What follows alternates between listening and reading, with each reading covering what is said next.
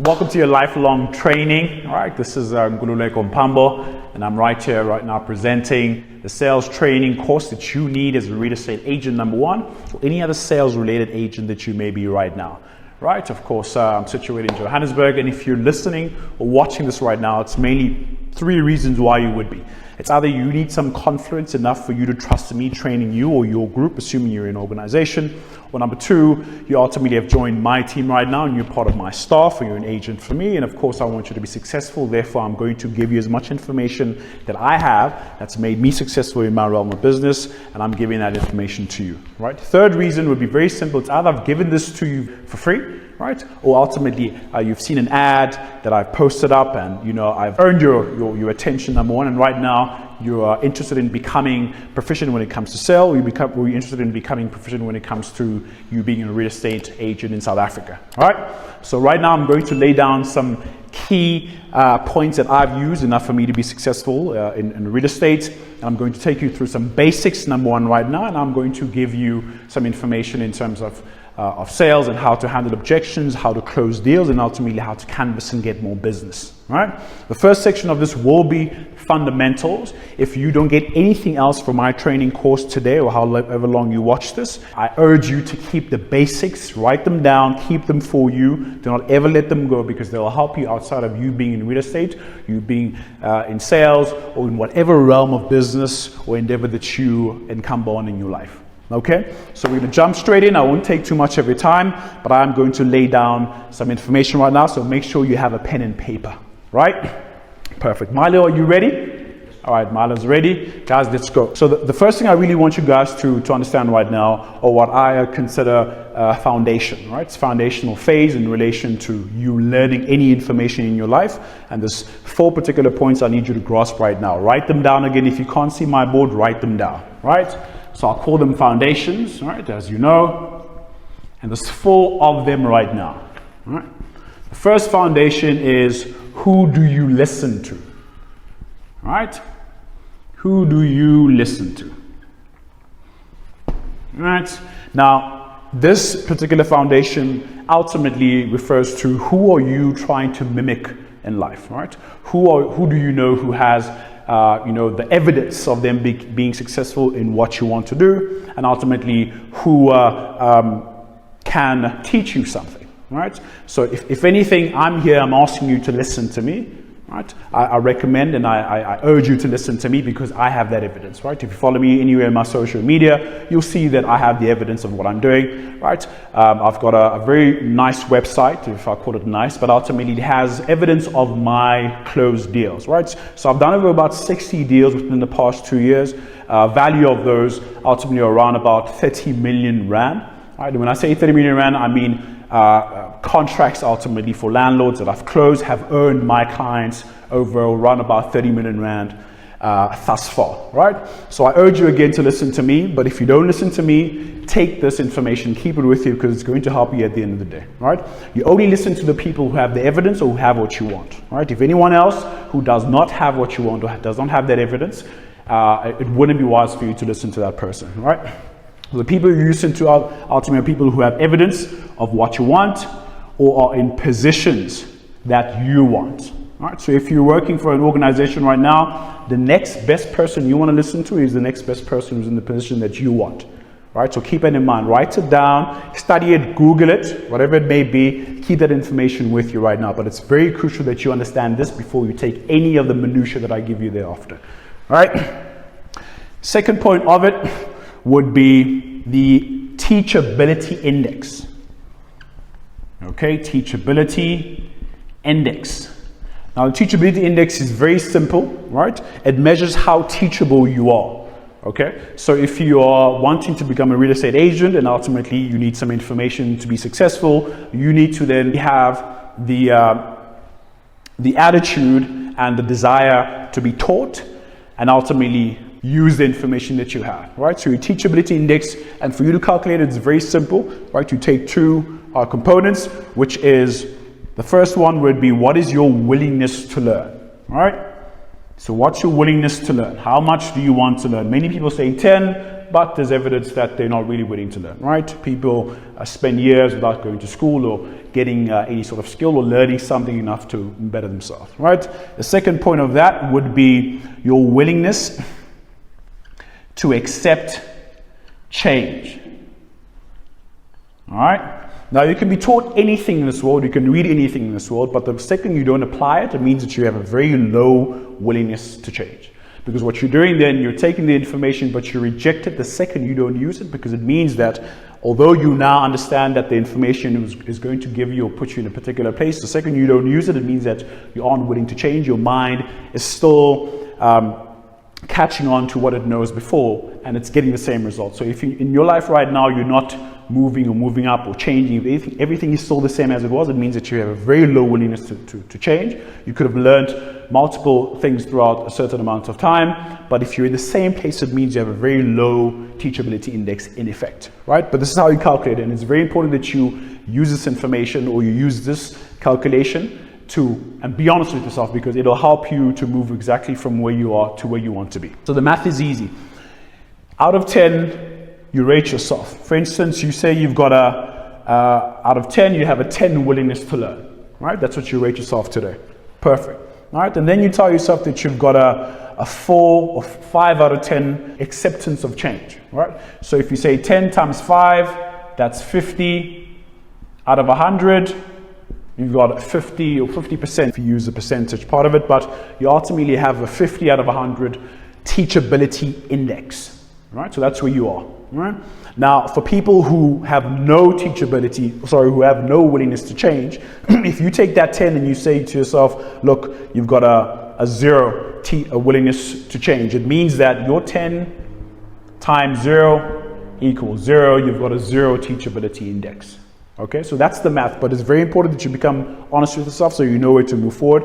If you have a 50 teachability index, then you have your 50% chance of ultimately moving forward with information that you have. All right, so within that, having said that, you need to now again be honest with yourself enough to understand where your teachability index is, so you can move on again from where you are, to the next level. Perfect. Now we go to the third foundation phase.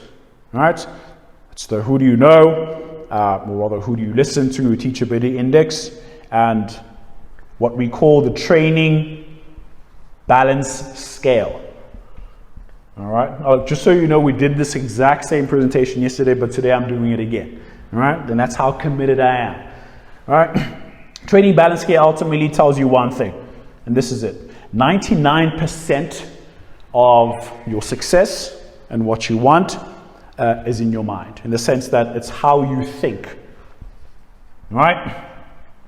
1% of the training balance scale refers to your doing, what you do. All right, so many people take courses, many people learn information, learn a skill, and they think that they have to physically do something initially to gain success better than most people. But that's actually incorrect. What needs to happen is 99% of your actions, right? And don't get it confused, 99% of your actions ultimately need to be your thought pattern. Your thought pattern needs to surpass anything, and ultimately your thought pattern is what causes you to do something anyway. The reason I'm here on a public holiday today doing this is because number one, I've got a high teachability index, I'll tell you that today. But number two, I understand that the driving force for the reason me being here today on a public holiday is because I have a dream, right? I have things that I want to do, I've got aspirations, I've got dreams, and those dreams constantly play in my mind, and I play them specifically consciously, just so you know, every day so that I can drive myself to do something. Which is why me being here every single day or working every day, even on a Sunday, to me feels like fun. Right? It feels like my normal, it's what I do every single day ultimately, right? So my point is that when you study the training balance scale and you implement it in your life, the first thing you need to get down on paper, in the literal sense, are your dreams, right? You need to have certain goals, you need to have aspirations that you write down physically. And when I say write down, I mean use a pen and paper, don't type anything in a computer, use a blue pen. I'll tell you that some other time why specifically, but grab a white sheet of paper, use a blue pen, and write down your dreams. Right? Regularly, whether it's on a daily basis, in the morning, but find out exactly why you want what you want, right? And what you want. So much that it fills your mind up, right? And that will cause you ultimately to do something. So if you've ever been with someone who's successful, or you meet someone who's successful, and they share information with you, right? That urge you feel, or that spark of life you feel when you leave them, and you think about everything that they've ultimately told you, and you find yourself getting inspired to do something. Then the next day or 2 days after, your spirit isn't there anymore. Same thing, you attend an event with hundreds of people, you go to a seminar, you get hyped up, everybody's thinking the same thing, you're in a very big minefield, and things are going great, you're meeting people. A day or two after, your motivation goes down zero. And that's ultimately because you don't know this.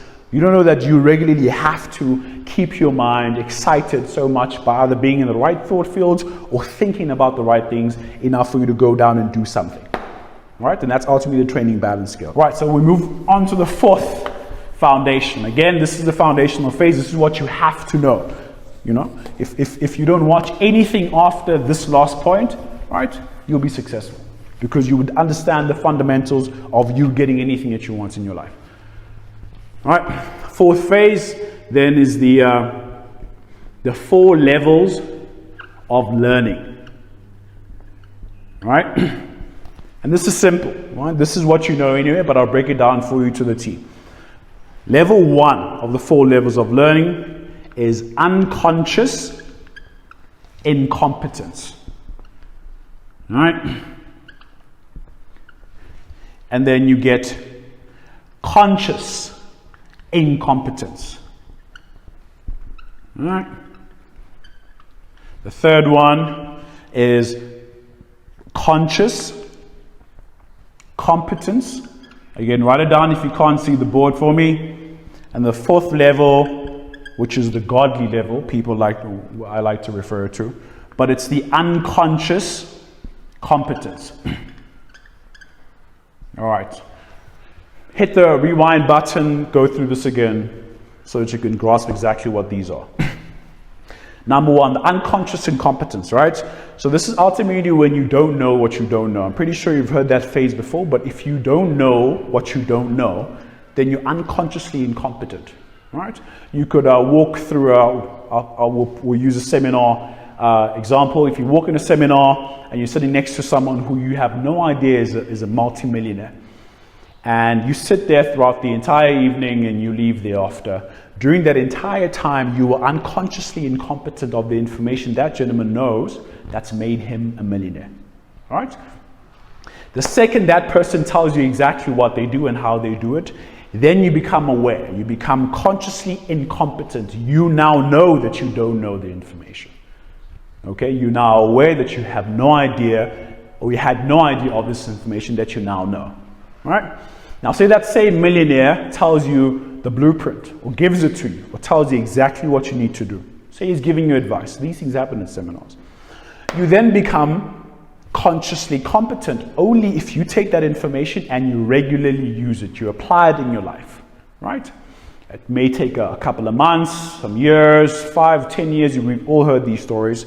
Then you end up becoming a millionaire just like him because you've taken his blueprint ultimately and you've used it in the conscious competence phase of your life, right?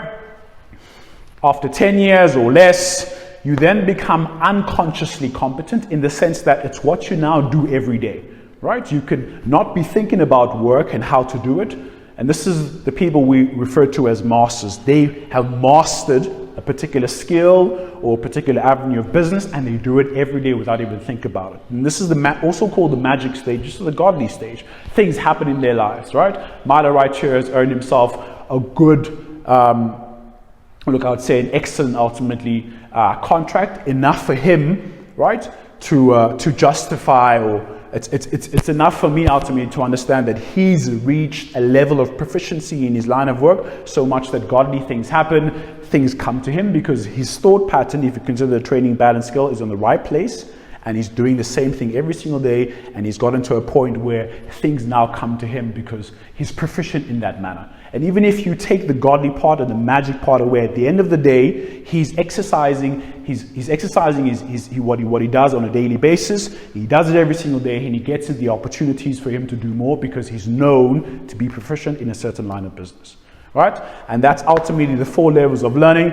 If I dumb it down for you, just so you can understand better, if you drive right now, before you knew how to drive, you had no idea what driving was, in the sense that you had no idea of it and the fact that you didn't know how to drive, right? The second you jump into that car, someone teaches you or shows you how they drive, you then become consciously incompetent in the sense that you now know that you have no idea how to drive. You know, you couldn't even think about it. Before, you didn't even think about it because you didn't even think that you could or not. But at this particular point, you now know that you are unconsciously incompetent about driving. You then go to a driving school, you start learning how to drive. And at inception, it's baby steps. You know, you need to put the L on your car, and you take things slow. But over time, a month or 2 or less, you become more proficient. Now you drive everywhere, every single day.